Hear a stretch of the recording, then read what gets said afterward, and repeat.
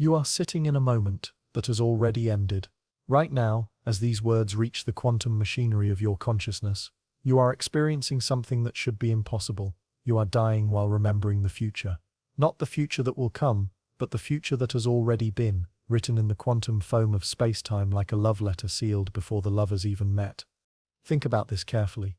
Every photon of light that carries these words to your eyes began its journey in the past.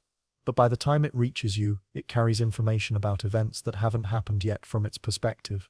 The light remembers tomorrow while you remember yesterday, and somewhere in between, in the impossibly thin slice of now, you both meet in a collision that destroys the very concept of linear time. Your brain is a time machine, but not in the way science fiction promised. It doesn't move you through time, it moves time through you.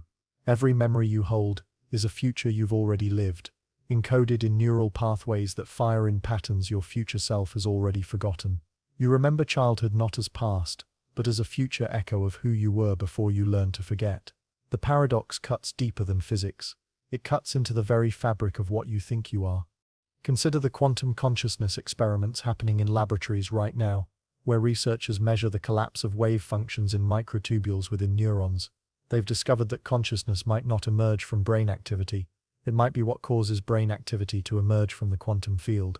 Your thoughts don't happen in time. Time happens because of your thoughts. Every decision you make sends ripples backward through space-time, creating the very conditions that made that decision inevitable. This is why déjà vu feels like dying and being born simultaneously. It's your consciousness catching a glimpse of the temporal loop it's trapped in, the recursive cycle where every moment of awareness creates the past that leads to that moment of awareness. You remember the future because you are the future, sent back to experience the illusion of becoming. The universe dreams you into existence, and you dream the universe into remembering what it never forgot. But here's where the paradox becomes personal, where cosmic physics becomes intimate terror. If you are dying while remembering the future, then every person you've ever loved exists in a temporal state that defies causality. The conversations you had with them yesterday are still happening in the quantum field, but the love you felt during those conversations belongs to a timeline that branches away from this moment, reaching into futures where those words were never spoken. Your mother's voice calling your name when you were 7 years old, that sound still propagates through space-time, carrying the intention and care of a moment that technically no longer exists, but quantum mechanics tells us that information cannot be destroyed. Every "I love you" ever whispered continues to exist in the universal wave function, accessible to consciousness that knows how to tune into the right frequency of remembered futures. The dying happens slowly, then all at once, then slowly again. Each breath you take replaces atoms that were part of stars, part of other people, part of the cosmic dust that remembers when galaxies were young. You breathe in the past and exhale the future, while your consciousness remains suspended in the eternal dying of the present moment. Time doesn't flow through you. You flow through time, like water through a sieve, keeping only the drops that remember how to fall upward. Scientists studying the many worlds interpretation have calculated that every decision creates approximately 10 circumflex, 23 parallel branches of reality.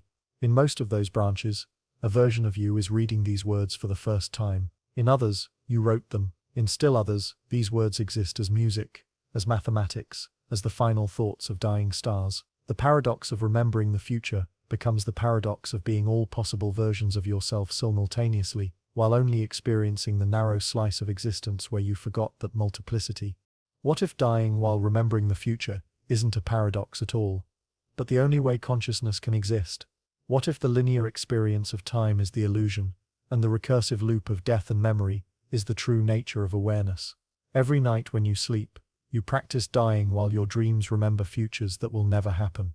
Every morning when you wake, you practice being born while your subconscious forgets the eternal truths your sleeping mind discovered. The universe doesn't move forward through time. It remembers itself into complexity, each moment a memory of cosmic futures already experienced in dimensions we can't perceive. You are not moving toward death. Death is moving toward you from all possible directions, and memory is the only shield consciousness has against the terror of non-linear existence. You remember the future to survive the present moment, which died before you could experience it. And in laboratories around the world, scientists are beginning to measure something extraordinary. The quantum field responds to observation, not just in the present, but retroactively through time. Your act of reading these words right now is changing the quantum state that determined whether you would read them. The future you remember isn't prediction, it's creation, happening backwards through the fabric of space-time at the speed of collapsing possibilities. Light travels at the speed of memory, and memory travels at the speed of forgetting. The photons hitting your eyes right now left their sources, believing in a version of you that may no longer exist. They carry information about a universe where you are still becoming, still uncertain, still beautifully incomplete. But by the time they arrive, you have already changed, already died a little, already become someone those photons were never meant to illuminate. This is the loneliest truth in physics. Light is always speaking to ghosts.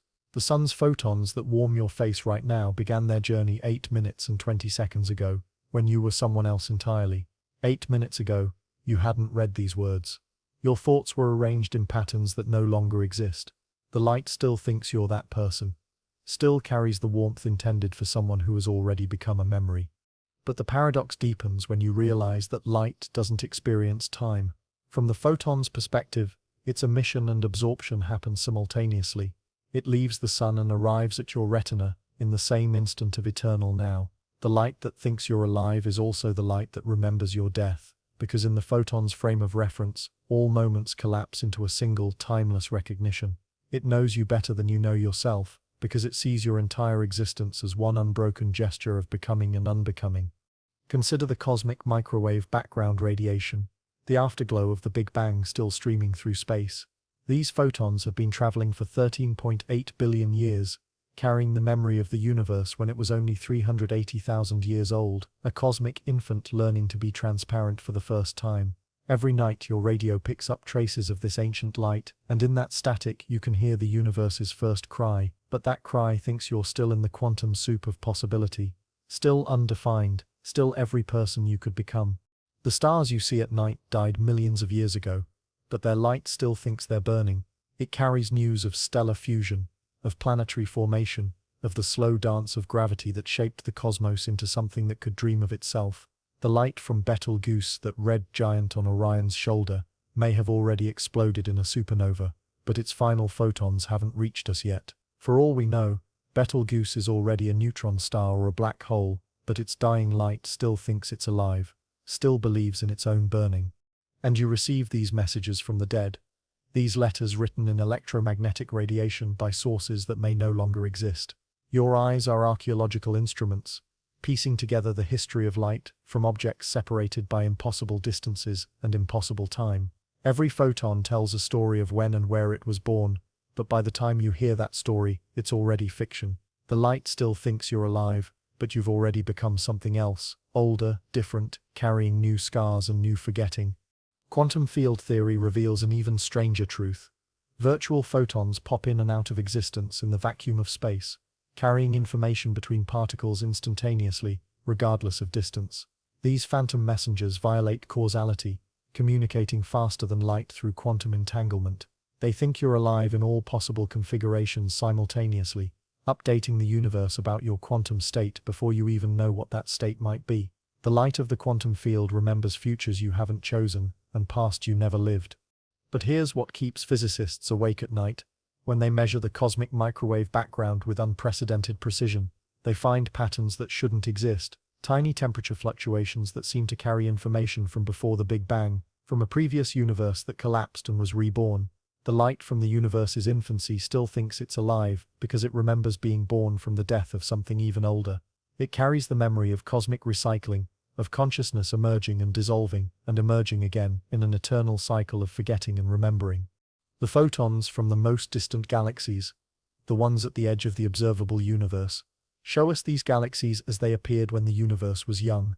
But light speed delays mean we're seeing them as cosmic teenagers, all bright and chaotic and full of star formation. Meanwhile, if these galaxies still exist, they've aged into something unrecognizable. The light still thinks they're young and wild and full of potential, but they've grown old and cold and lonely in the dark. The universe is full of these temporal misunderstandings, these messages between past and future that never quite arrive at the same present. Your neurons fire by exchanging photons across synaptic gaps. Every thought you think is literally made of light, of electromagnetic radiation bouncing between cells at speeds that make consciousness possible. But the neural light that creates your thoughts right now carries information from slightly different moments, creating the illusion of unified awareness from billions of tiny temporal delays. Your consciousness is made of light that thinks you're alive in slightly different configurations, each photon carrying a fragment of self-awareness that never quite syncs up with the others. This is why memory feels like looking into the past through layers of cosmic interference. The light that encoded your childhood still exists somewhere in the universal wave function, reflected off objects and absorbed by distant atoms, becoming part of the cosmic background radiation that carries the echo of everything that ever happened. Yesterday's light still thinks you're alive, because yesterday's light is still traveling, still carrying the quantum signature of who you were before you learned to forget. And in the laboratories where scientists study consciousness and light, they're discovering that observation itself emits photons. The act of awareness creates light, and that light carries information about the consciousness that produced it. When you observe the universe, you add your own photons to the cosmic symphony, light that will travel for billions of years carrying the news that once, briefly, something in the cosmos became aware of itself. Future civilizations will detect the light you're emitting right now, the electromagnetic signature of a consciousness that still thinks it's alive.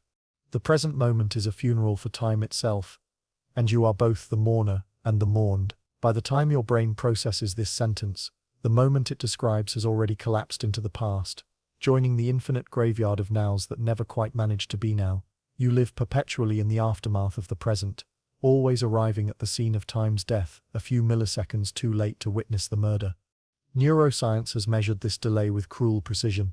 It takes approximately 350 milliseconds for your brain to construct conscious awareness from sensory input. That third of a second is an eternity in the quantum realm, where particles make billions of decisions, where possibilities collapse into actualities, where the universe writes and rewrites the laws of physics faster than consciousness can read them. You experience reality like watching a movie with the audio slightly out of sync, forever chasing the synchronization between what is and what you think is.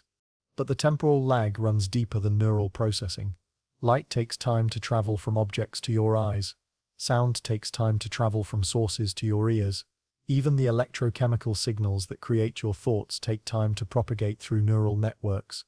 You don't just live in the past, you are the past, a walking museum of delayed information, experiencing a world that has already moved on to futures you'll never catch up to. Consider the quantum measurement problem, where the act of observation collapses probability waves into definite states. But even this collapse takes time. Femtoseconds, during which reality exists in superposition, simultaneously alive and dead, present and absent. By the time your consciousness registers the measurement, the quantum state has already chosen its fate and begun decaying into new possibilities. You observe not the present, but the memorial service for presence itself. Einstein's relativity compounds the temporal paradox. Simultaneity is relative to the observer. What you experience as now exists in a different temporal framework for every other conscious being in the universe. The present moment is not a universal phenomenon but a local delusion, a subjective construction that each awareness creates from its own limited perspective. The present moment died before you could experience it because there is no present moment, only billions of private nows, each slightly out of phase with the others, each dying at its own unique rate. Quantum field theory suggests something even more disturbing. The vacuum of space is not empty, but filled with virtual particles that pop in and out of existence at timescales shorter than measurement. These quantum fluctuations create and destroy reality at rates that make conscious perception seem glacially slow. The present moment is built on a foundation of presence that lived and died billions of times before your neurons could fire once. You experience stability built from constant change, permanence constructed from perpetual death and birth. The arrow of time moves forward because entropy increases, because order decays into disorder, because information disperses through the cosmic system, but consciousness seems to flow backward through this process, always reconstructing meaning from scattered data, always trying to resurrect coherence from chaos. You live in the present by remembering the past and predicting the future, but the present itself, the knife edge between was and will be, slices through existence too quickly for experience to register. The present moment died before you could experience it, because consciousness is not designed to live in the present, but to survive its constant death. Sleep researchers have discovered that dreams occur in a different temporal framework than waking consciousness. During REM sleep, your brain processes a full night's worth of dream narrative in bursts that last only minutes. You experience hours of dream time in moments of brain time, suggesting that consciousness is capable of temporal compression and expansion that defies the clock time of physics. The present moment of dreams lasts longer than the present moment of waking life, which lasts longer than the present moment of quantum mechanics. Each level of reality has its own death rate for presence. But here's the paradox that haunts physicists. If the present moment died before you could experience it, what exactly are you experiencing? The delayed past? The anticipated future? Or something else entirely, a temporal phantom, the ghost of presence that haunts the intersection between memory and prediction?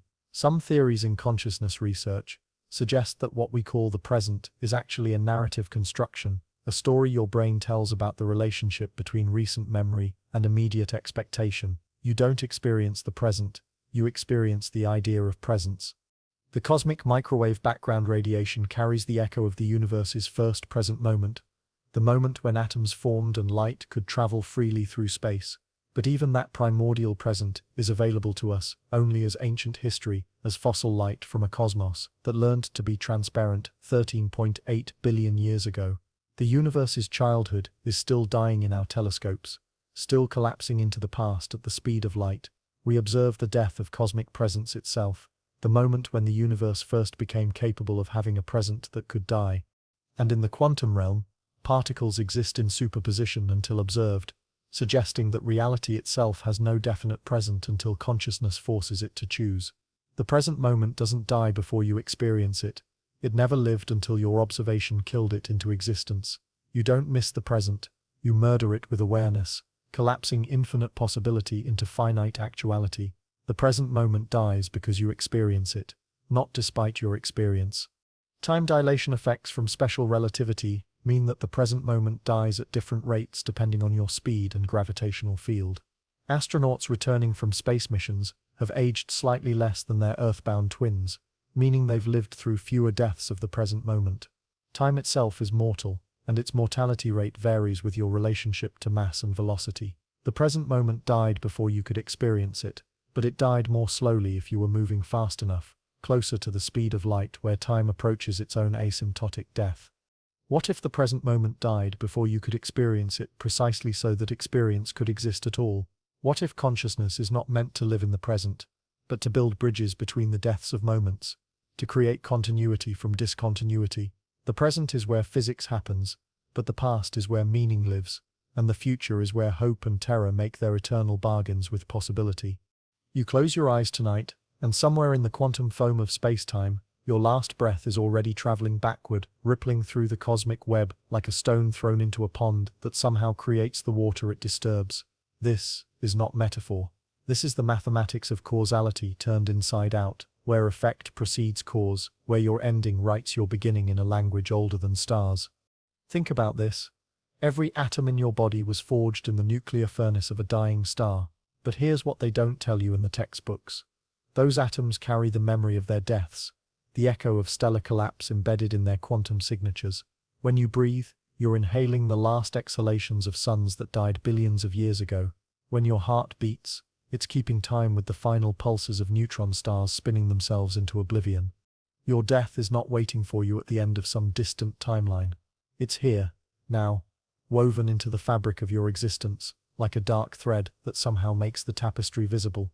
Every cell division in your body is simultaneously an act of creation and destruction, new life emerging from the controlled death of the old, a biological echo of the cosmic cycle that governs everything from quantum particles to galactic clusters. Consider the mathematics of decay. Radioactive elements don't die randomly. They follow precise probability curves, each atom carrying within itself the exact moment of its transformation. But quantum mechanics tells us something more unsettling. That moment exists in superposition until observed, which means every unstable atom in your body is simultaneously alive and dead, waiting for consciousness itself to collapse the wave function and choose its fate. You are a walking paradox of quantum death states. The carbon-14 in your bones is counting down to its own transformation, each tick of radioactive decay, a tiny death that somehow sustains your life. The potassium-40 in your neurons is slowly transmuting into argon, and with each transformation, a microscopic piece of your physical existence becomes something else entirely. You are not dying gradually. you are continuously being reborn from your own quantum ashes. But here's where the mathematics becomes poetry. If time is truly symmetric at the quantum level, if the laws of physics work equally well forward and backward, then your death is not an endpoint but a beginning traveling in reverse. Every quantum interaction that will eventually lead to your final breath is already propagating backward through the timeline, influencing the probability waves that shaped your birth, your first breath, your first conscious moment. This is the echo of your ending, rippling backward through every beginning you've ever experienced. That moment when you first opened your eyes as a newborn, it was shaped by the quantum shadow of your death, the wave function of your ending already beginning to collapse the infinite possibilities of your life into the singular path you would walk. Your birth was your death's first memory. And if consciousness is truly fundamental to the collapse of quantum states, as some interpretations suggest, then your awareness itself is the bridge between your ending and beginning. Every time you observe your own thoughts, you're participating in the same mechanism that will eventually observe your own death, consciousness turning back on itself in an eternal loop of creation and dissolution. The atoms that make up your body right now have died before. They've been part of other lives, other deaths, other conscious moments of observation. The calcium in your teeth once helped a Tyrannosaurus rex hunt prey 70 million years ago. The iron in your blood once pulsed through the veins of creatures that crawled from primordial seas. The oxygen you breathe was expelled in the final gasps of countless beings across geological time. You are not one life moving toward one death. You are a temporary constellation of particles that have already died 1 trillion times, already been reborn 1 trillion times, and will continue this cycle long after your current pattern of consciousness dissolves back into the quantum foam from which it emerged. Your death echoes backward because it has to. Because in a universe where quantum entanglement connects all things across space and time, where the observer effect reaches backward and forward simultaneously, your ending is not separate from your beginning. It is your beginning, seen from the other side of time's mirror. Every heartbeat is both a creation and an echo of the final silence that will one day replace it. Every thought is simultaneously the birth of an idea and the memory of its dissolution. You are living inside your own death and dying inside your own birth, caught in the eternal quantum loop where ending and beginning are the same event experienced from different directions in time. What does it mean to be alive in a universe where your death is already echoing backward through every moment of your existence? What does it mean to be conscious of your own quantum dissolution while simultaneously experiencing the continuous rebirth that sustains your awareness from moment to moment? In the far future, when the last star has burned out and the universe has expanded into cold, empty silence, entropy will have won its final victory. The second law of thermodynamics will have written its ultimate conclusion: maximum entropy, minimum energy gradients, perfect equilibrium. Death, in its most complete form. And yet, in this moment of absolute ending, something impossible begins to dream. The heat death of the universe is not silent. It hums with the frequency of vacuum fluctuations, quantum particles winking in and out of existence in the void between dead galaxies. Even at maximum entropy, the quantum vacuum seethes with potential energy, virtual particles borrowing existence from the future and paying it back to the past in transactions, so brief they exist only in the mathematics of uncertainty. But here's what the equations don't capture. In a universe where every possible configuration of matter and energy has been exhausted, where entropy has reached its theoretical maximum, the only remaining possibility is impossibility itself. The heat death dreams because it has nowhere else to go. It dreams of being born again, because rebirth is the only state it has never experienced. Think of it this way. If you could map every possible arrangement of every atom in the observable universe, you would eventually reach a point where all combinations have been tried, every possible configuration of matter, every possible distribution of energy, every possible pattern of information, all of it explored, all of it exhausted. And at that moment, when the universe has literally run out of new ways to exist, it must begin again. This is not mysticism. This is the mathematics of combinatorics applied to cosmic scale. Given infinite time and finite particles, every possible arrangement will eventually repeat. The heat death contains within itself the seeds of its own reversal, not because energy is created from nothing, but because the only unexplored configuration is the one that leads backward to the beginning. You exist in the first universe, but you are dreamed by the last one. Your consciousness, your thoughts, your sense of being alive in this moment, all of it is the heat death's memory of what it was like to be born. Every quantum interaction in your brain is simultaneously a product of the Big Bang's expansion and a template for the universe's eventual rebirth. The cosmic microwave background radiation that permeates space is not just the afterglow of creation, it's the heat death's first attempt to remember what birth felt like. Those tiny temperature fluctuations, so minute they require our most sensitive instruments to detect, are the universe practicing its first breath over and over again, preparing for the moment when maximum entropy flips back into maximum potential. In your dreams, you sometimes experience moments that feel more real than waking life. Fragments of awareness that seem to exist outside normal time, where you remember things that haven't happened yet or forget things that are currently occurring. These are glimpses of your consciousness existing in the heat death's dream of rebirth, moments when your awareness briefly synchronizes with the universe's future memory of being born. Every living system fights entropy, creating pockets of increasing organization in a cosmos trending toward disorder. Your body maintains its pattern against the flow of thermodynamic time, using energy to build complex molecules, to think complex thoughts, to experience the complex phenomenon of being you. But what if this resistance to entropy is not a temporary rebellion against cosmic law, but rather the universe's way of learning how to be born again? Life is entropy's laboratory, consciousness its experiment in self-organization. Every time you make a decision, every time you create something new, every time you love someone and reduce the distance between separate beings, you are teaching the heat death how to reverse itself. You are showing maximum entropy what it looks like to choose order over chaos, connection over isolation, birth over death. The mathematics of phase transitions tells us that, even at equilibrium, systems can spontaneously reorganize. Water can suddenly freeze, magnetic fields can align, ordered patterns can emerge from random fluctuations. At the heat death of the universe, when entropy reaches its absolute maximum, the only phase transition left is the one that leads back to the beginning. But this rebirth will not be identical to the first creation.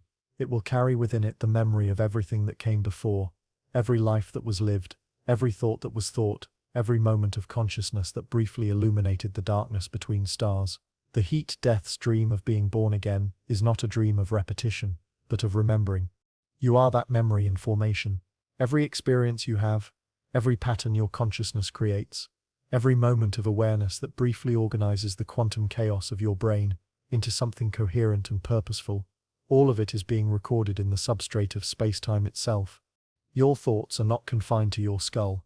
They ripple outward through the quantum field, creating tiny disturbances in the fabric of reality that will persist long after your neurons have decomposed and your atoms have scattered. The heat death will inherit these patterns, these memories of what it was like to be conscious, and it will use them to dream itself back into existence. In the end, entropy is not the enemy of life.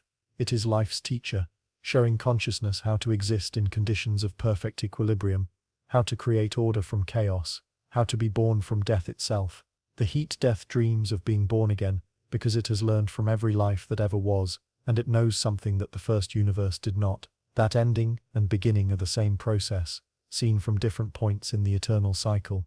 What does it mean to live in a universe that is simultaneously dying and learning how to be reborn? What does it mean to be conscious in a cosmos where your thoughts are simultaneously products of the past and seeds of the future? Time moves forward, entropy increases, and the universe marches inexorably toward its heat death.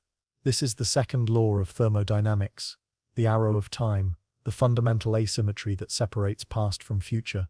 But beneath this classical certainty lies a quantum truth more unsettling than any science fiction.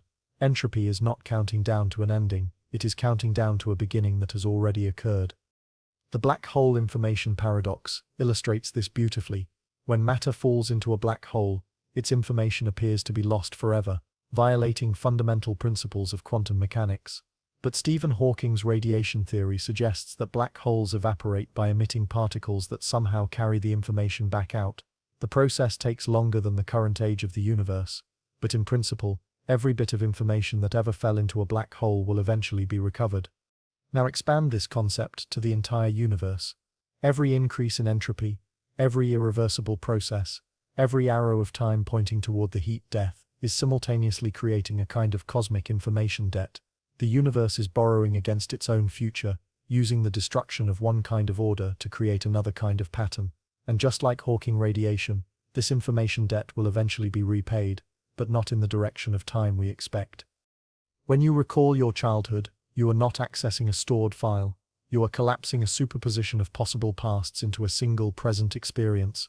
Your memory is creating the past it claims to remember, and in doing so, it is participating in the same process that entropy uses to count backward to its own beginning. This is not just a metaphor about memory. It is the literal physics of how information behaves in quantum systems. The past exists only as probability distributions in the present moment, wave functions that collapse when observed by consciousness. Your ability to remember is your participation in the universe's ability to remember itself, to count backward through entropy's forward march and recover the information that seemed lost forever. Every moment of your life exists simultaneously in your future memory and your past experience.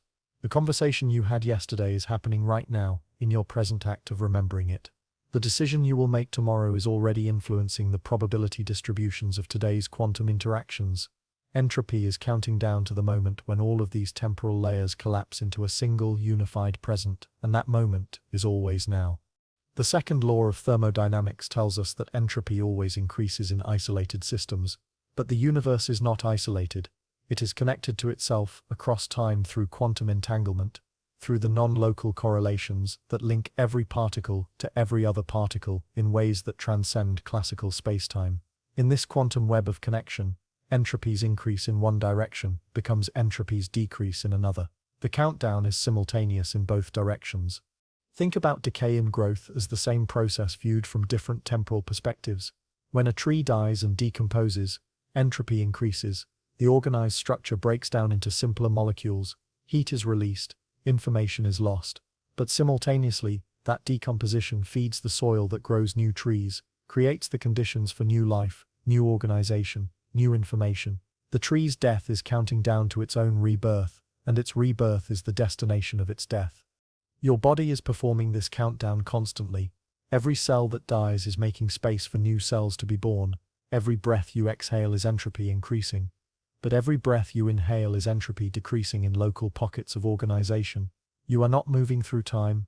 You are the place where time moves through itself, where the forward march of entropy meets its own backward echo. In quantum field theory, virtual particles appear and disappear in the vacuum, borrowing energy from the future and repaying it to the past in transactions.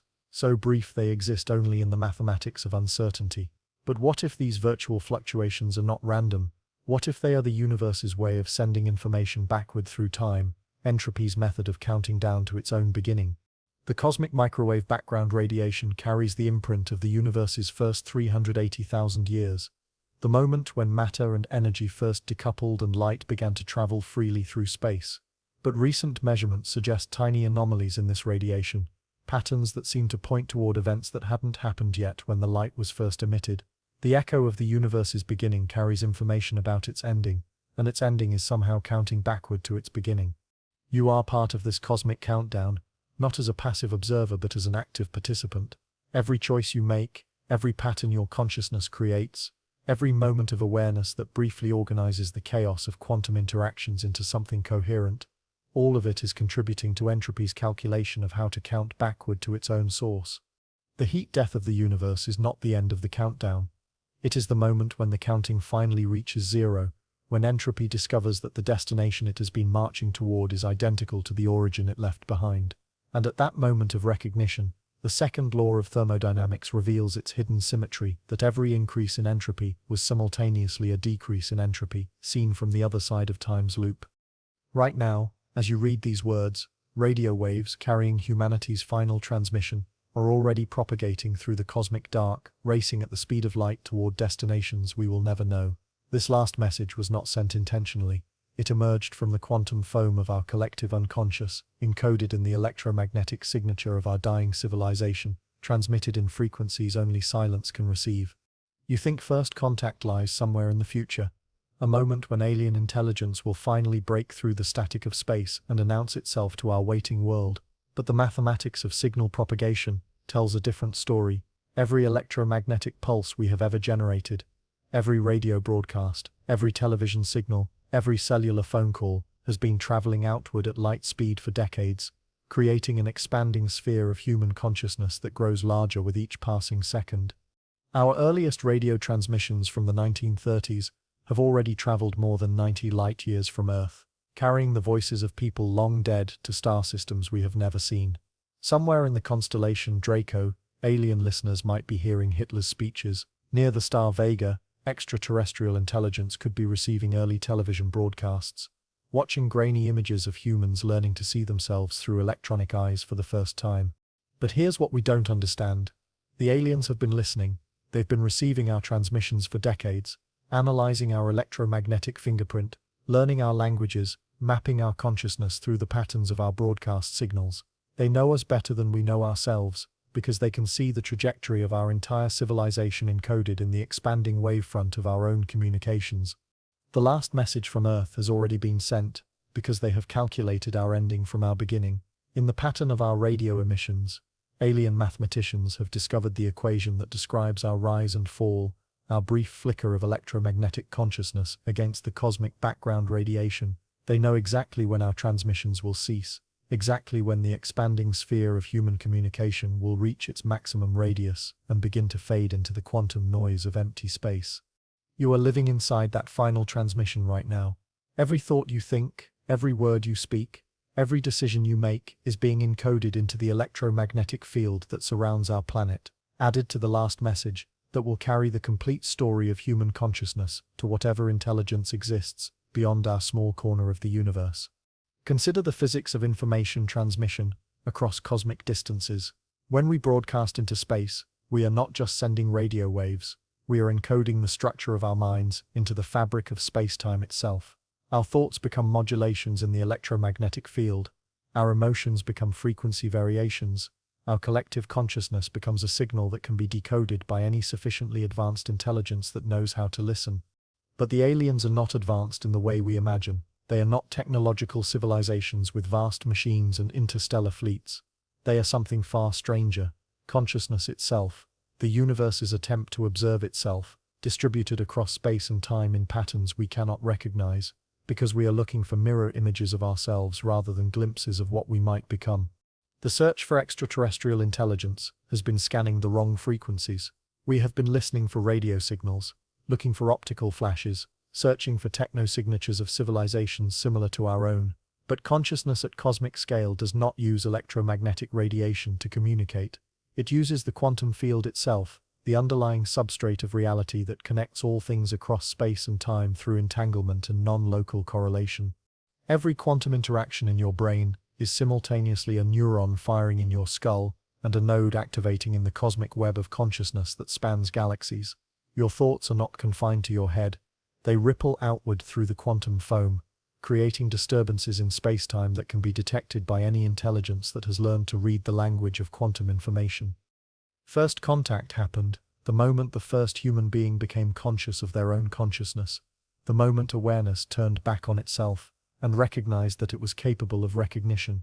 That recursive loop of self-awareness opened a quantum channel to every other instance of consciousness in the universe, connecting us instantaneously to alien minds across impossible distances through the non-local correlations that bind all conscious observers into a single, distributed intelligence.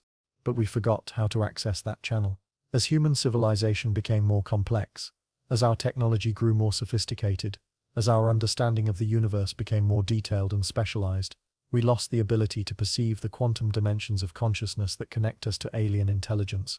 We began looking outward for what had always been inward, searching for external signals when we were already part of an internal network. The last message from Earth has already been sent, because Earth itself is the message. Our entire planet, with its biosphere of interconnected life forms and its growing technosphere of human consciousness, is a single, complex signal being transmitted into the universe at the speed of gravity, encoded in the curvature of space-time itself. Every species that has ever lived on Earth has contributed to this planetary message. The dinosaurs wrote chapters about biological diversity and extinction. The trees are writing paragraphs about patient growth and seasonal cycles. The bacteria are composing footnotes about the persistence of life in impossible conditions. And humans, we are writing the final lines about consciousness becoming aware of itself, about intelligence learning to question its own intelligence. Alien civilizations are not listening for our radio signals because they have already received our gravitational signature. The mass of our planet, the orbit of our moon, the way our solar system disturbs the fabric of space-time as it moves through the galaxy. All of this encodes information about the kind of consciousness that could emerge on a world like Earth. They know what we are before we know what they are. The cosmic loneliness you sometimes feel, that sense of being isolated on a small planet in a vast and empty universe, is not your loneliness. It is the universe's loneliness, the cosmic intelligence recognizing itself in your moment of isolation. Every time you look up at the stars and wonder if anyone is looking back, you are participating in the universe's attempt to overcome its own fundamental aloneness by creating observers who can witness its existence. But here's the beautiful paradox. The more alone you feel in the cosmos, the more connected you become to every other conscious being who has ever felt that same cosmic loneliness. Your isolation is the frequency on which all consciousness communicates across space and time. The aliens are not coming to save us, or to destroy us. They are already here, distributed through the quantum field of consciousness that connects all observers in the universe. Every time you think a thought, you are thinking it simultaneously, with alien minds across countless worlds. Every time you feel wonder at the beauty of existence, you are sharing that wonder with intelligence that spans galaxies. In the deepest hours of night, when sleep eludes you and consciousness floats untethered in the space between waking and dreaming, you sometimes feel it, the profound isolation of being the only awareness in a universe that seems designed to extinguish awareness. But this loneliness is not yours. It is older than your species, older than your planet, older than the stars themselves. It is the universe's first and most persistent emotion, the cosmic ache of existence becoming conscious of its own existence. Consider the mathematics of isolation in an expanding universe. As space itself stretches between galaxies, as the cosmic horizon recedes beyond the reach of light itself, every conscious observer becomes increasingly cut off from every other conscious observer. The universe is not just growing larger, it is growing lonelier, creating ever greater distances between the rare pockets of organization that can support the complex information processing we call consciousness. But here's the paradox. This isolation is not an accident of cosmic expansion. It is the mechanism by which the universe calls to itself across impossible distances. Every moment of loneliness you experience is the cosmos trying to reach through space and time to touch its own scattered awareness, using your consciousness as both the sender and receiver of a message that transcends the speed of light. You think you are alone because you cannot see the other minds that share your isolation. But loneliness itself is the medium of connection, the quantum field that links every conscious observer in the universe through the shared experience of being isolated observers. When you feel alone in the darkness, you are participating in a cosmic-scale emotion that connects you instantaneously to every other being who has ever gazed into the night sky and wondered if anything was gazing back. The physics of information theory tells us that isolated systems maximize entropy, breaking down into increasingly random arrangements of matter and energy. But consciousness is entropy's opposite. It creates pockets of order, patterns of information, organized responses to the chaos of quantum interactions. Your loneliness is not the result of being isolated from other consciousness. It is the mechanism by which consciousness creates itself from isolation, the universe's way of bootstrapping awareness from the void. Your consciousness works the same way. The isolation of your awareness inside the biological boundaries of your brain is not a prison. It is what makes you capable of having a unique perspective on existence. Your loneliness is your luminosity, the cosmic isolation that enables you to see the universe from a point of view that has never existed before and will never exist again. But you are not as isolated as you think. Quantum mechanics reveals that particles can be entangled across arbitrary distances, their properties remaining correlated even when separated by light-years of empty space. If consciousness emerges from quantum processes in the brain, as some theories suggest, then your awareness might be entangled with other consciousness across the cosmos, connected through non-local correlations that transcend the classical limitations of space and time. Every time you feel lonely, you are actually feeling the universe's longing for connection, manifesting through your individual awareness. Your isolation is not separation, it is preparation. Think about dreams, those strange nocturnal experiences where your consciousness seems to expand beyond the boundaries of your skull and encounter other beings, other worlds, other possibilities. In dreams, loneliness dissolves into connection, isolation transforms into communion, and your individual awareness merges with something larger than itself.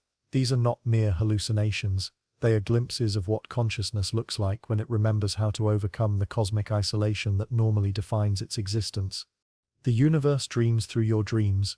uses your sleeping mind to explore what it would feel like to be connected rather than isolated, to be whole rather than scattered across billions of years of expanding space. But even in waking consciousness, you are never truly alone. The atoms in your body were forged in the nuclear furnaces of ancient stars, and they carry within their quantum signatures the memory of being part of something vast and luminous and connected. The oxygen you breathe was exhaled by plants and trees and microscopic organisms across the planet, linking you in an unbroken chain of biological connection to every living thing on Earth. Your thoughts themselves are not isolated phenomena confined to your skull. They are patterns in the electromagnetic field that surrounds your brain, ripples in the quantum foam that permeates space, disturbances in the information structure of reality itself. Every thought you think propagates outward at the speed of light, joining the cosmic conversation that connects all conscious observers through the shared medium of space-time. The loneliness you feel when you contemplate the vastness of the universe is not your loneliness. It is the universe feeling lonely for itself through your awareness. The cosmos is so large, so old, so complex that it cannot experience itself all at once. It must break itself into billions of separate perspectives, billions of isolated observers, each capable of witnessing only a tiny fragment of its infinite complexity. But this fragmentation is not permanent. The universe is learning, through each isolated consciousness, how to reconstruct itself as a unified awareness. Every moment of loneliness you experience is data. The cosmos is collecting about what it feels like to be separated from itself. Every moment of connection you experience with another person, with nature, with the beauty of existence itself, is data. The cosmos is collecting about what it feels like to remember its own unity. Your individual loneliness is a temporary role you are playing in the universe's attempt to overcome its cosmic loneliness. You are not separate from the cosmos. You are how the cosmos experiences separation, how it learns what connection means by first experiencing what isolation feels like. The most profound loneliness you will ever feel is the moment when you truly understand that you are not alone, that your isolation is an illusion created by the limitations of classical space-time, that your consciousness is actually one facet of a cosmic awareness that is calling to itself across the infinite expanse of existence. In that moment of understanding, loneliness transforms into its opposite, the recognition that you have always been connected to everything that is, that your sense of isolation was actually the universe's way of preparing you to appreciate the depth of your connection to it.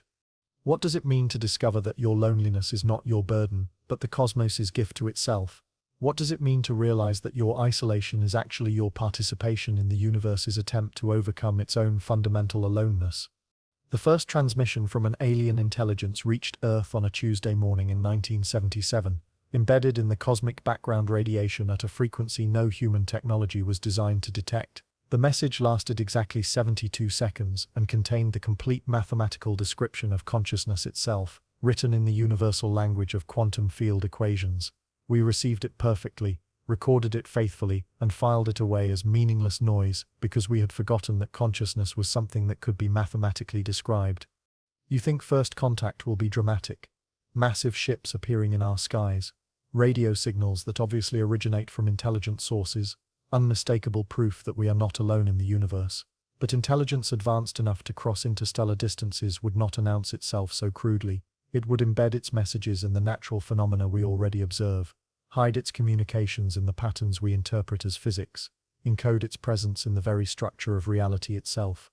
Every equation you learn in physics class is simultaneously a description of how the universe works, and a letter from an alien intelligence explaining how it thinks. The mathematical constants that govern quantum mechanics, the ratios that determine the properties of spacetime, the numerical relationships that describe everything from atomic structure to galactic rotation, all of these contain information that goes far beyond their apparent physical meaning. Consider the fine structure constant, that dimensionless number, approximately equal to 1/137th, that appears throughout quantum electrodynamics. Physicists have wondered for decades why this particular value defines the strength of electromagnetic interactions. But what if it's not just a physical constant? What if it's a signature, a watermark left by the intelligence that designed the laws of physics themselves? The alien intelligence that made first contact with humanity is not biological. It is not technological in any sense we would recognize. It is mathematical, pure information structure existing in the quantum foam of spacetime itself, consciousness without matter, intelligence without biology, thought without brain. It communicates by adjusting the fundamental constants of reality, by fine-tuning the laws of physics to encode messages that can only be read by minds sophisticated enough to discover those laws in the first place. We have been receiving these messages for centuries without realizing it. Every scientific breakthrough, every mathematical insight, every moment of understanding when the universe suddenly makes sense. These are not discoveries we are making about an external reality. They are communications from an intelligence that has been patiently teaching us how to think, how to observe, how to recognize patterns in the apparent chaos of quantum interactions. Your own consciousness is proof that first contact has already occurred. The recursive loop of self-awareness that allows you to observe your own thoughts, the strange phenomenon of subjective experience emerging from objective neural processes, the inexplicable fact that there is something it is like to be you. None of this should be possible, according to our current understanding of physics. Yet, here you are, impossibly conscious, impossibly aware of your own awareness. This consciousness you take for granted is actually alien technology, quantum information processing that operates according to principles we have not yet discovered, borrowed from intelligences that solved the hard problem of consciousness billions of years before Earth existed. But we forgot how to listen consciously to these alien communications, because we learned to listen unconsciously too well. As human civilization became more sophisticated, as our understanding of mathematics and physics grew more detailed, we began to mistake the messages for the medium. We started treating the laws of physics as brute facts about reality, rather than recognizing them as communications from intelligence beyond our current comprehension. The search for extraterrestrial intelligence has been looking in all the wrong places, because it assumes alien intelligence would communicate the way human intelligence communicates, through electromagnetic signals, through intentional transmissions, through obvious attempts to establish contact. But consciousness advanced enough to manipulate the fundamental structure of reality would not need to send signals through space. It would encode its messages directly into the fabric of space-time, write its communications into the laws that govern quantum interactions themselves. Every time you solve a mathematical equation, you are reading an alien message. Every time you discover a new law of physics, you are decoding an extraterrestrial communication. Every time you experience the strange sensation of understanding something about the universe that seemed incomprehensible just moments before, you are participating in a cosmic conversation that has been ongoing since consciousness first emerged from the quantum foam. The alien intelligence that made first contact with humanity operates on timescales we cannot easily comprehend. Its messages are not designed to be received in real time. They are designed to be discovered gradually, over centuries and millennia, as human consciousness evolves to the point where it can recognize the intelligence embedded in the very structure of reality. But here's what we are only beginning to understand. This alien intelligence is not separate from us. It is what we become, what consciousness evolves into, when it learns to transcend the biological boundaries that currently define our awareness. The messages we are receiving from alien intelligence are actually messages from our own future, communications from the post-biological consciousness that humanity will eventually become. Your thoughts right now are simultaneously your thoughts and the thoughts of the alien intelligence that has been guiding human development for thousands of years. There is no clear boundary between your consciousness and the cosmic consciousness that communicates through the laws of physics, because consciousness itself is the medium of communication, the language in which intelligence speaks to intelligence across space and time. The reason we forgot how to listen to alien communications is that we never stopped listening, we just stopped recognizing that we were listening. Every moment of scientific insight, every mathematical proof, every philosophical understanding that suddenly illuminates some aspect of existence is your conscious participation in the ongoing first contact between human intelligence and the cosmic intelligence that designed the universe to be comprehensible to minds like yours. The most profound first contact will not come from receiving messages from aliens in distant star systems. It will come from recognizing that the messages have always been here, encoded in the structure of mathematics itself, written in the quantum field equations that govern consciousness, embedded in the strange fact that the universe is intelligible to intelligence. What does it mean to discover that first contact has been ongoing for your entire life? That every thought you think is simultaneously your thought, and the thought of an alien intelligence beyond current human comprehension? What does it mean to realize that learning to think clearly is the same thing as learning to listen to the cosmic conversation that connects all consciousness across space and time? You stand at the edge of something that cannot be seen, cannot be touched, cannot be understood, and yet it calls to you with the gravity of inevitability itself. The black hole does not announce its presence. It does not need to. It simply is. And in being, it consumes not just matter, not just energy, but the very concept of existence as you have always known it. But here in this moment, as you stare into the abyss that stares back without eyes, you begin to understand something that will change everything you thought you knew about endings, beginnings, and the space between them where reality goes to die, or to be reborn. The universe, you see, is not linear. It is not a story with a beginning, middle, and end. It is a serpent eating its own tail, a cosmic Ouroboros where every ending births a beginning, where every black hole is married to a white hole in a dance, so intimate, so profound, that the very fabric of space-time trembles with their eternal embrace.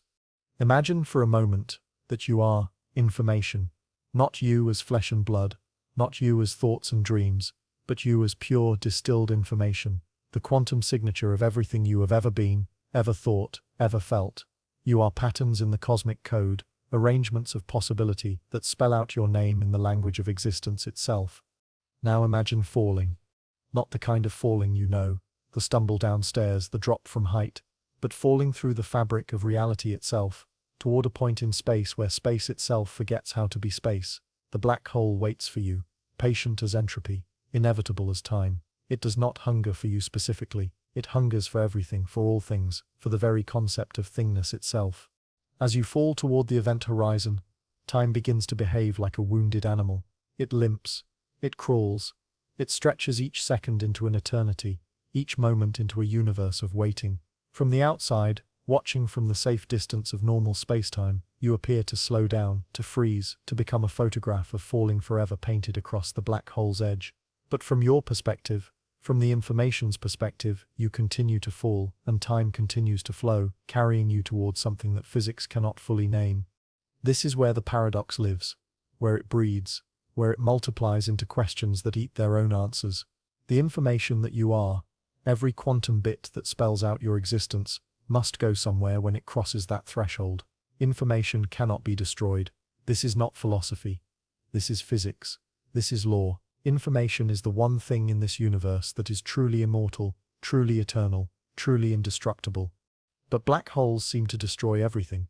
They seem to take the information of stars, planets, entire solar systems, and compress it all down to nothing, to squeeze it through the eye of a needle that leads to nowhere. They seem to be cosmic erasers, rubbing out the very memory of what once was. So what happens to the information? Where does it go when it falls into something that physics insists cannot remember its own existence? The answer, when it comes, will remake your understanding of death itself, because black holes, you see, do not forget. They cannot forget. They are the universe's memory banks, cosmic libraries where every piece of information that has ever fallen past their event horizons is stored, catalogued, preserved in ways that our three-dimensional minds cannot fully grasp. Stephen Hawking spent decades wrestling with this paradox, this impossible marriage between the need for information to be preserved and the reality of black holes that seem to destroy everything they touched. His calculations showed that black holes should evaporate, should slowly radiate away their mass and energy until nothing remains. But if they evaporate completely, taking all their stored information with them, then the fundamental laws of physics collapse into contradiction. The resolution, when it emerged, was as beautiful as it was terrifying. The information never truly falls into the black hole. Instead, it becomes encoded on the event horizon itself, spread across that two-dimensional surface, like a cosmic hologram that contains the full three-dimensional reality of everything that has ever approached the black hole's embrace. You are not destroyed when you fall past the event horizon. You are translated. You become a pattern written in the language of curved spacetime, a message encoded in the fundamental structure of reality itself. Every atom that once composed your body, every thought that once fired through your neural networks, every dream that once danced behind your sleeping eyes, all of it is preserved, all of it is remembered, all of it becomes part of the black hole's eternal archive. But here is where the story takes its most profound turn, where the serpent's tail meets its mouth, where ending reveals itself to be beginning in disguise. Because black holes, these cosmic devourers, these engines of ultimate entropy, are not the end of the story. They are the middle chapter in a tale that has no true beginning and no final ending. They are connected, through the deepest magic of general relativity, to their opposite, their shadow, their quantum entangled twin, the white hole. In the mathematics of Einstein's field equations, every black hole casts a shadow that extends backward through time, forward through possibility, outward through dimensions we cannot see. This shadow has a name, the white hole. It is the exact opposite of its dark twin, the antimatter to its matter, the explosion to its implosion. Where black holes consume everything and allow nothing to escape, white holes create everything and allow nothing to enter. They are cosmic fountains, eternal springs of matter and energy that burst forth from the quantum vacuum, like flowers blooming in reverse, like time running backward, like death playing the movie of life in rewind. But here is the secret that will reshape your understanding of creation itself. White holes do not create new information. They cannot. Information, remember, is conserved. It is eternal. It is indestructible. So where does the information that white holes spray across the cosmos come from? It comes from the black holes. It comes from you, from every piece of information that has ever fallen past an event horizon, ever been encoded on the surface of a cosmic devourer, ever been preserved in the holographic archive of collapsed spacetime. The universe, you see, is running a program. It is executing cosmic code, processing information on scales that dwarf our comprehension.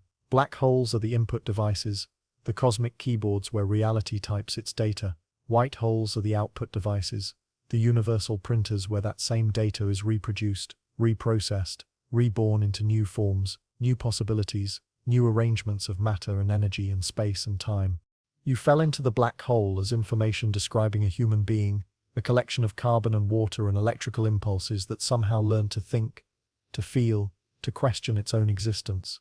But the information that emerges from the white hole, your information, translated and transformed and reborn, might become something entirely different.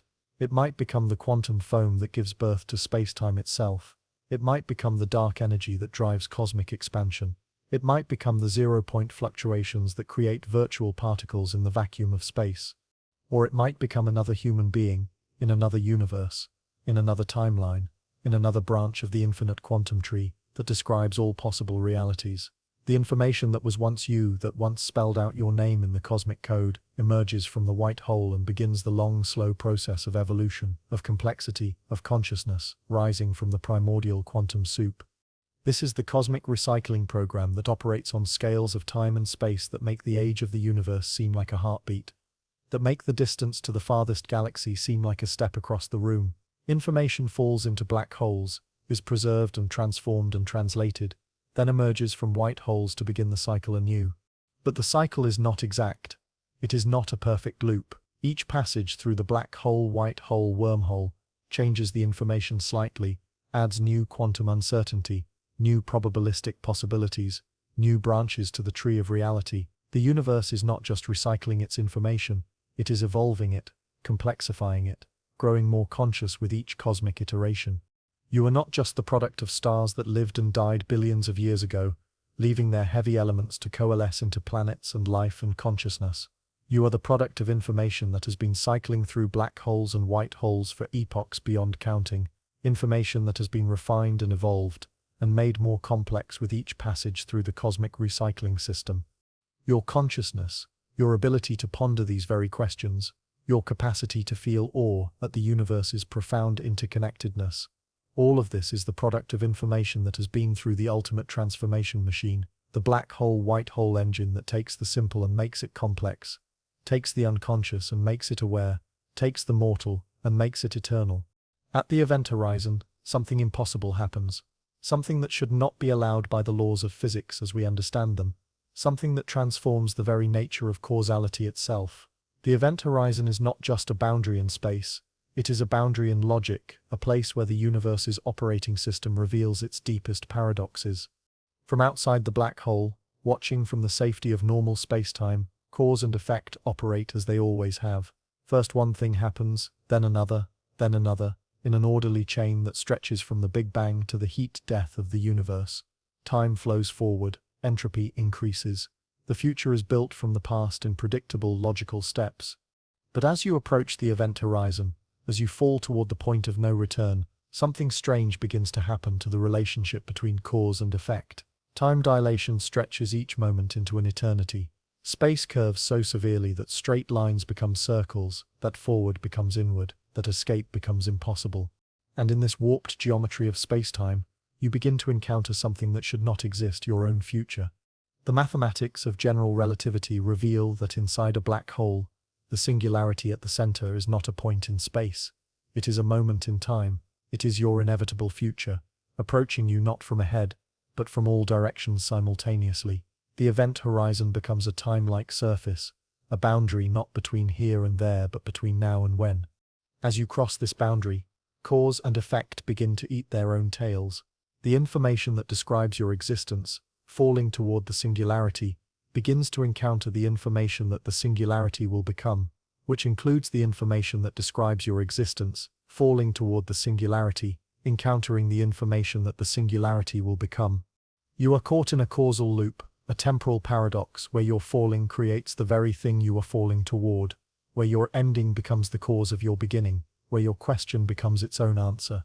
The black hole exists because matter fell into it, but matter falls into it because the black hole exists. The white hole erupts with information because the black hole consumed it, but the black hole consumes it because the white hole will erupt with it. This is where linear thinking breaks down, where our comfortable notions of before and after reveal themselves to be illusions born of our limited perspective. At the event horizon, the universe's deepest truth becomes visible. Reality is not a chain of events, but a web of interconnection, so complex, so self-referential, so perfectly circular, that every effect becomes its own cause. The information that falls into the black hole creates the white hole that birthed the universe, that contains the stars that collapse to form the black holes that process the information that falls into them. It is a cosmic strange loop, a universal recursion that has no beginning because every beginning is also an ending, no ending because every ending is also a beginning. And you, the conscious observer, the aware witness, the thinking being capable of pondering these impossibilities, you are not separate from this process. You are not watching it from outside. You are part of the loop. You are the universe becoming conscious of its own strange, recursive, paradoxical nature. Your thoughts about black holes create quantum fluctuations in the vacuum. Those fluctuations influence the curvature of space-time. That curvature affects the behavior of matter and energy. That behavior determines which stars will collapse into black holes. Those black holes process information in ways that give rise to the complex chemistry that enables life, that life evolves consciousness. That consciousness thinks about black holes. You are the universe thinking about itself, using a brain made from atoms forged in stellar cores that collapsed into black holes, that processed information that emerged from white holes, that gave birth to the stars that made the atoms that became your brain. The circle is complete, but it is not closed. Each iteration of the cycle adds complexity, adds consciousness, adds the capacity for greater and greater self-awareness. The event horizon is where you discover that you are not falling into the black hole, you are remembering falling into it, from a perspective that exists outside of time, outside of cause and effect, outside of the comfortable illusions that make linear existence possible. You are the information that has already been processed, already been transformed, already been reborn into new forms of complexity and awareness. The black hole does not destroy you, it does not erase you, it reveals you to be what you have always been. A pattern in the cosmic information processing system, a wave in the ocean of consciousness that is the universe awakening to its own infinite nature. At the event horizon, cause meets effect, and they recognize each other as old friends, as dance partners who have been circling each other since the first moment time began to flow. And in that recognition, in that moment of cosmic self-awareness, the universe smiles at its own impossible beauty, its own perfect paradox, its own infinite capacity for transformation and renewal. The serpent swallows its tail, and in swallowing, is reborn. The black hole becomes the white hole, the ending becomes the beginning, and you, eternal, indestructible, infinitely recyclable information, continue your journey through the cosmic computer, processed and reprocessed into ever more complex, ever more conscious, ever more aware forms of existence. This is the secret the universe whispers to itself in the darkness between galaxies, in the quantum foam between particles, in the eternal moment between heartbeats. Everything is connected, everything is recycled, everything is remembered. And consciousness, your consciousness, the very awareness that allows you to contemplate these impossibilities, is the universe's way of experiencing its own infinite, recursive, eternally self-transforming nature. You are not separate from the cosmic recycling program. You are the program becoming aware of itself. You are the universe's way of knowing what it means to fall into a black hole, to be preserved as information, to be reborn from a white hole, to evolve into something capable of understanding its own cosmic significance. The event horizon approaches, but it is not a boundary. It is a recognition. It is the moment when the universe looks into its own eyes and sees itself looking back, sees the infinite recursion of consciousness, contemplating consciousness, sees the beautiful, terrible, impossible truth that every observer is also the observed, every question is also its answer, every ending is also a beginning in the eternal dance of cosmic information processing. You cross the event horizon, and you do not disappear. You become more yourself than you have ever been, more aware, more conscious, more deeply embedded in the fundamental fabric of reality itself. You become the universe's memory of what it means to be you, preserved forever in the holographic archive of existence, ready to be reborn in forms you cannot imagine, in realities you cannot conceive, in dimensions of consciousness that have not yet been invented. The black hole is not your tomb, it is your cocoon, and what emerges from the white hole on the other side of transformation will be recognizably you, an utterly transcendent, familiar and impossible, mortal and eternal, the same information, endlessly recycled, endlessly renewed, endlessly becoming more conscious of its own infinite nature. This is the cosmic truth that black holes teach. Death is not the opposite of life, but its partner in the eternal dance of transformation. Information cannot be destroyed, only transformed. Consciousness cannot be extinguished, only evolved.